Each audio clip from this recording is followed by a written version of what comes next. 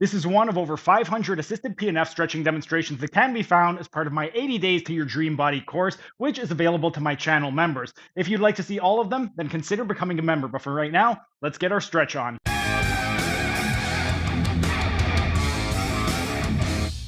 And while we're resting, let's continue with our assisted PNF stretching demonstration. And now we're going to start transitioning into the intermediate fibers or the middle fibers of the middle trapezius and the superior fibers of the rhomboid major. With regard to the stretch, what we want to do is be in the same position that we were previously. So we're going to be standing behind the patient. And for this one, we want to go into coronal abduction, abduction away from the midline of 90 degrees. We're going to take the patient's arm, we're going to abduct it to 90 degrees, and we have a couple of different options available with regard to the positioning. We could take one hand at the distal humerus and sandwich it at the crook of the elbow right at the proximal radius and ulna. And then with the other hand, we could stabilize at the spine. That way they're nice and comfortable. And then we could just lift up and have them go into retraction to end up initiating the PNF.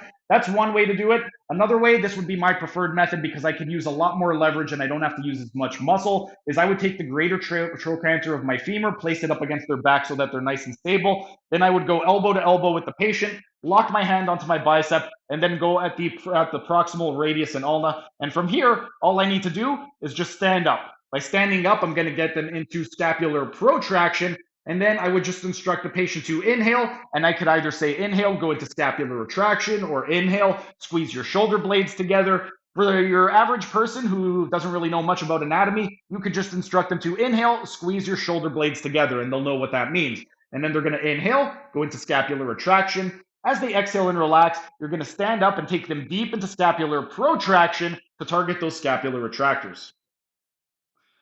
When we are focusing on the scapular retractors at 90 degrees of coronal abduction, main emphasis is going to be again on those intermediate fibers of the middle trapezius or the middle fibers. So the middle trapezius, if you could subdivide it into the superior portion, the intermediate portion, and the inferior portion at 90 degrees of coronal abduction, we're going to be emphasizing the intermediate portion of the middle trapezius.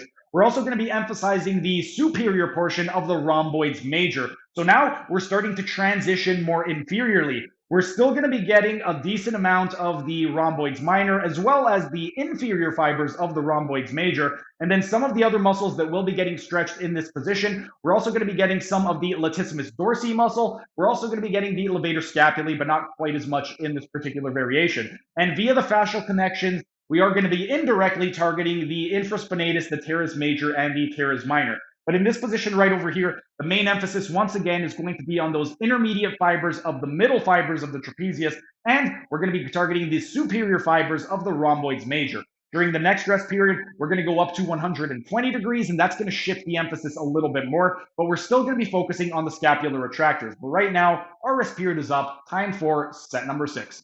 That was just a tiny taste of what can be found in my members only section. If you enjoyed it, become a member for only $5 a month to get access to hundreds of member only videos.